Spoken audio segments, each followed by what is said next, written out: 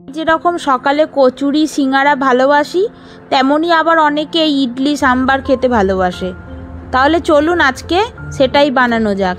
প্রথমে একটা বলে দেব 2 বাটি সুজি, এরপর দিয়ে দেব 1.5 বাটি মতো টক দই, এরপর ওই দইয়ের বাটিতে অল্প জল দিয়ে সেই জলটা ঢেলে দেব, এরপর দিচ্ছি লবণ, তারপর ভালো করে মিশিয়ে নিচ্ছি। এরপর আমি কিছুক্ষণ চাপা দিয়ে রাখছি যাতে সুজিটা ফুলে যায়।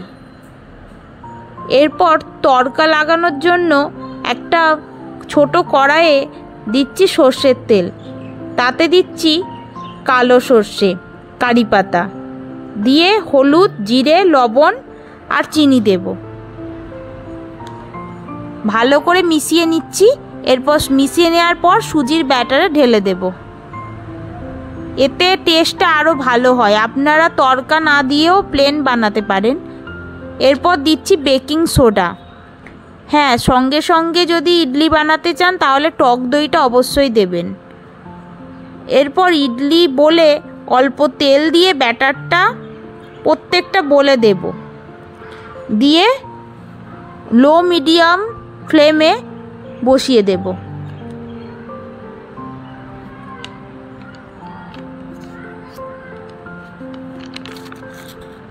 কিছুক্ষণ পর দেখবেন ইডলিগুলো বেশ ফুলে উঠেছে।